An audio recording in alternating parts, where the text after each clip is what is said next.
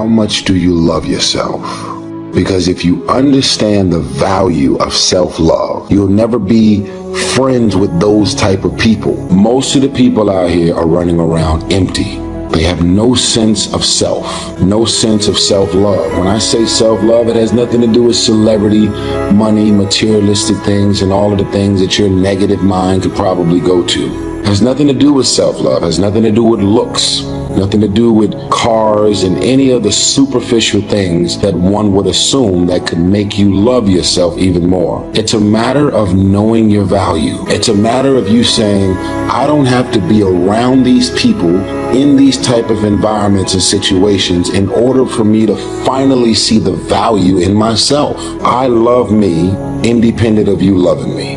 I believe in me. I know my self-worth. I am here and I have a purpose. There is no value in having wisdom, knowledge, insight, spirituality, love. Every day, I am a work in progress. A person who can forgive nothing is a person who's totally destroyed psychologically and emotionally. Forgive your parents.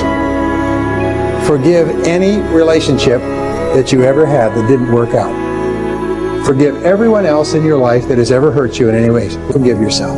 Forgiveness is giving up the hope that the past could be any different. I think for myself, and I know many of you, you think forgiving means accepting what has happened to you. Well, it is accepting that it has happened to you. Not accepting that it was okay for it to happen. It is accepting that it has happened, and now what do I do about it? Forgiving is giving up the hope, not holding on, hoping, wishing that it could have been any other way than it actually was. Giving up the hope that the past could be any different. And when I got that, I think it took me to the next level of being a better person, because I don't hold grudges for anything or any situation, and neither should you. It's letting go so that the past does not hold you prisoner, does not hold you hostage. See, life is cyclic. You're not, whatever experience you're having right now, it has not come to stay. It has come to pass. Not to stay, just to pass. It's just going through. The biggest challenge is to know what's happening. This is a part of this thing we call life. This too shall pass. And maintaining perspective, putting it in perspective. You have to be willing to break from the past to have the future you so desperately desire. You have to have the courage to allow yourself to honor the past as it was, to forgive those who need to be forgiven, to forgive yourself, and to acknowledge that everything led you to this point now. Everything. Let it go and begin to focus on developing myself. And I say to you, you're going to have people to do things to you. Things are going to happen to you. And the most important thing to do is to harness your will and let it go and move so you can grow, so you can get on with your life.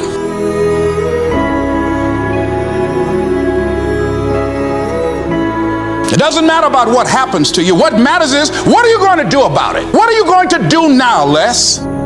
But if you want to begin to move into your own personal greatness, if you want to begin to really enjoy a happy, successful, healthy life, you've got to be willing to go against the tide. You've got to be willing to harness your will. So as you're in the process of reinventing your life, write a description of the kind of person that you want to be. What are the things that you must overcome? What qualities about your personality you know that you're going to have to change, because those particular characteristics are liabilities to you? What are your assets? What are your strong points? Look at and evaluating yourself to make that determination. Other thing is that in order to get out of a rut, we need some coaching. Find some trusted critics, people that you know care about you and love you. So there's some things that keeps us from growing and getting out of ruts. Number one, we identify with feedback. We take it personal when someone wants to give us some feedback on where we are falling short and tell us about our blind spots. We want to have everything being positive about us. We're not perfect. It hurts. I have a friend who's a trusted critic. I don't like him, but I love him. He doesn't tell me the things I want to hear. He tells me what I need to hear so I can grow. It hurts. It hurts when he put me on the hot seat. I can't stand it. But that's the only way that I can grow. And I'm glad that he loves me enough to risk our friendship to tell me what I need to hear, not what I want to hear. High performers are not dissatisfied strivers. They're not. They're happy. High performers are happier than their peers. We all believe that to get the top, it's gonna be lonely at the top, and we all believe you have to grind and kill yourself to get there. Yeah. And that's completely wrong, and the data proves it worldwide, which is, I think, just overcoming a lot of people's biases about how we work today, because right now, especially today, like, grind on social media is so popular. Or hustle. And by the way, none of the top 15% of high performers worldwide identify with those words. They literally don't. We asked them, we did a whole keyword analysis. Yep. This was actually pretty cool. And high performers explicitly say, these are the 3 driving feelings. If we said there was a high performance state, it's driven from these 3 things. Number 1, full engagement. Yes. Number 2, joy. Yes. And number 3, confidence.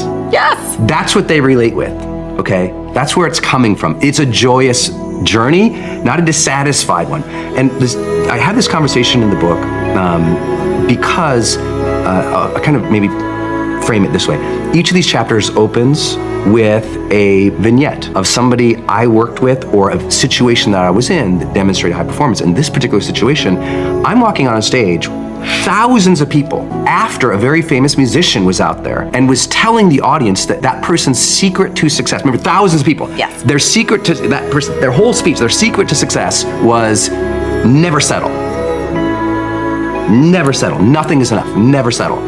And never be satisfied. Never be satisfied. Always demand more. And I'm like, oh, my second slide, which was gonna be on Jumbotrons in like 80-point text, was strive satisfied. And I'm like, oh, I'm gonna have to dispel this for all these thousands of people. I was totally freaked out. Yeah. But what I had to explain to people was not only the data, but it's this. If you're never satisfied, I mean, is it true that life is precious? If it's true that life is precious, you could be gone tomorrow. Do you really want to think, you know what, I just never felt fulfilled? I never allowed myself to have a moment of credit. I never allowed myself to have a moment of peace. I never allowed myself to look at that and say, good job. That's not the way to live life. Right. I think just at a spiritual level, it's a bad move. And this book doesn't really go into a lot of that. It's more about the science and the heart stuff. But I think it's really important that people realize your job is to strive satisfied. And if you strive satisfied more often, you will be more of a high performer. And if you never give yourself credit, you're always beating up on yourself, you're always thinking that's not perfect enough, then what's gonna happen? Dissatisfied people burn out and they quit more often than satisfied strivers. So take joy in the moment, engage with what you're doing, allow credit and satisfaction and joy to come in. You can always be improving. Of course. But be improving joyfully. And if you're improving joyfully, then you're learning, you feel curious, you feel engaged, the joy is there, you'll get more confident because you're like, I'm gonna learn through this anyway, this is gonna be great. Because this thing is all over social media right now, like, grind, work, whatever. And I'm like, it's popular, and I see why that happens, and I see why it's catchy. It's just not scientifically valid.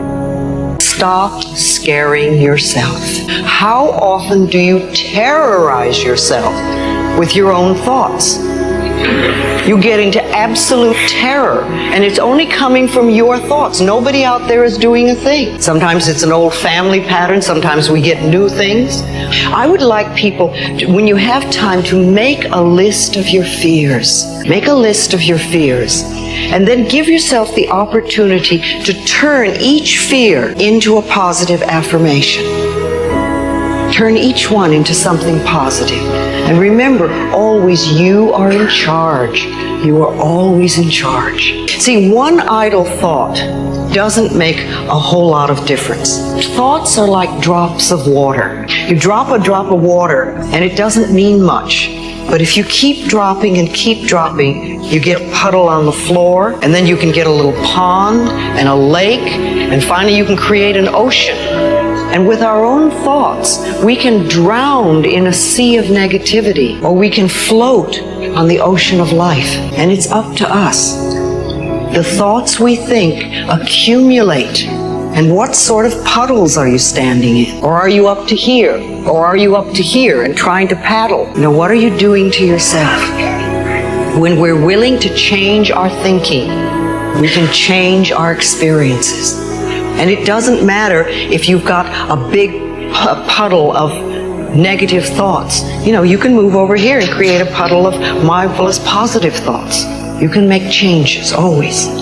So you want to turn those fear thoughts into positive affirmations. Let them work for you. When we think we are unworthy, it means that for some reason we believe that we have to prove we have a right to our space on the planet, in life, as we are, being who we are. And that means that we will do all manner of wonderfulness to prove we deserve to be here. And usually, some of the common things are we overcommit, overgive, we overdo, we over excuse, we overcompensate, and we stay in difficult, desperate, hurtful, harmful situations much longer than it is wise or productive to do so. Worth, what it is that you expect from the world in response to who you are, is very different from value. Self-value means how you hold yourself within yourself and what you expect as a result. Now, in order to get to the worth, if you're not holding yourself within yourself as worthy, then what you expect from the world is surely going to hurt you.